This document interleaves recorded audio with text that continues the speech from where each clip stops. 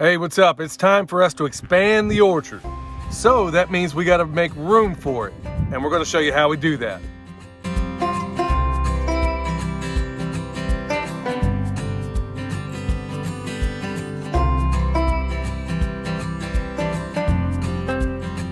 Okay, so anybody that's stuck around for a while knows that this has been a plan in motion for a while.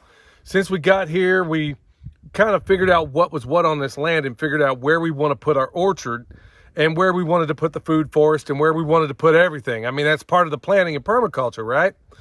Well, now we're to the point where all this, everything you see behind me was all thicket, and I mean nasty, and there's still quite a bit left in here. Now, we use the pigs to go ahead and go ahead of times when we were running those pigs that we processed a while back. We used them to take down the big stuff, and they did a fantastic job. Now, typical of pigs, they're always going to leave a little bit of divot in there too when they want to make a wallow. But what they didn't take down were these junk trees. There's no such thing as junk trees, but what I mean to say is these trees that are dead. In fact, they're so dead, they even got mushrooms growing out of them. But there's pieces breaking off, and look, it's not a good place to put an orchard until we get rid of them. Well, we've already taken one down.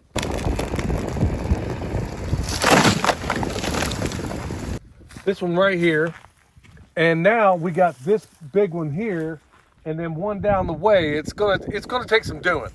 So we're gonna take pieces by pieces, and we need it for other things as well. So we're not gonna just take this stuff and it just goes away. We got other means and uses for this wood that we take out of here. So we're gonna drop this tree. We're gonna clear this area out.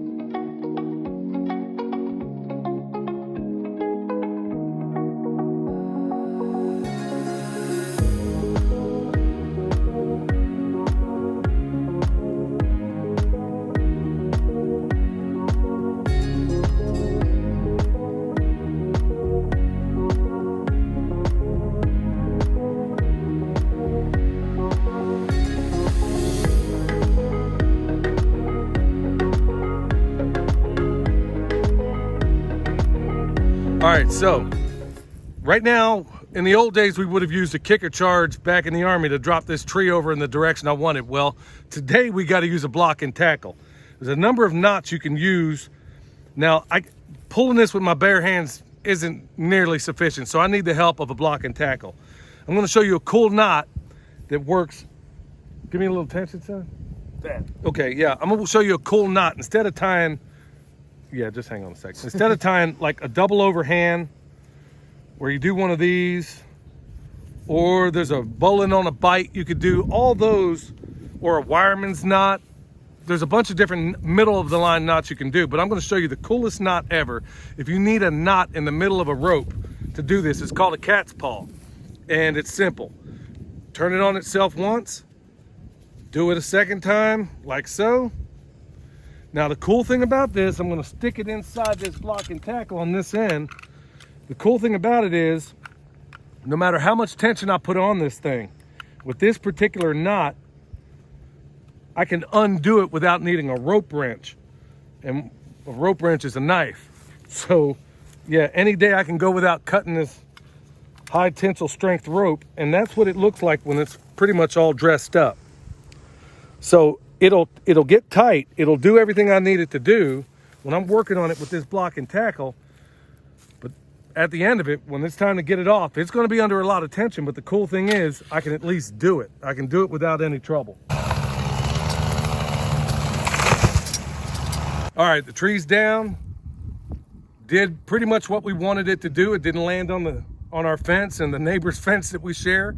Now let me go down there and show you how easily this cat's paw comes undone after being under a ton of tension. All right, as you can see, naturally, this thing has been under a lot of pressure, this cat's paw. Now, if you had any other middle of the line knot, let me just take the tension off right quick. If you had any other middle of the line knot, which is what this is, it's gonna be a nightmare. Now, the only nightmare I have right now is this block and tackle. Okay, so let me get the tension off of it. If you had any other knot,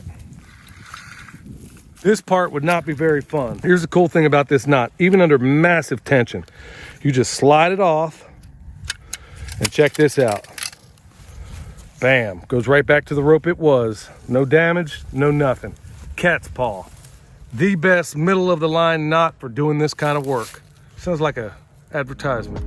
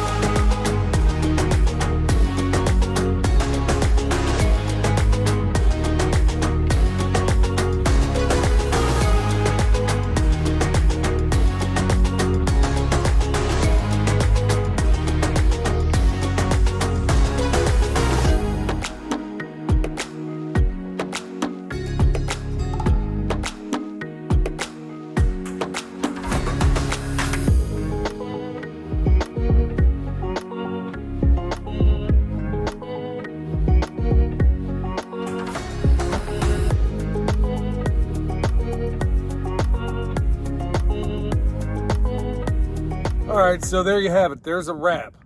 2 trees knocked down, and that just frees up. I don't even know. I got to measure it out to see exactly how much that frees up for new orchard space. So we'll get on that too. But the cool thing is also is now we have what most people would consider to be a problem. And 90% of the people out there would probably think, let's just burn it. Well, we can do part of that because we need to burn some of this anyway. We got to make more biochar, got to make more bone sauce, need a bunch more stuff. And the area we're going to be doing the burning in the future is also going to be a construction site. So it's no big harm that we do it in the location, but just stay tuned for that. So folks, hopefully it was cool to sit here and watch a bunch of people just tear some stuff up today. So until next time, this is Billy, the Permaculture Pimp Daddy, where PIMP stands for permaculture is my passion. Because it is. We'll see you next time.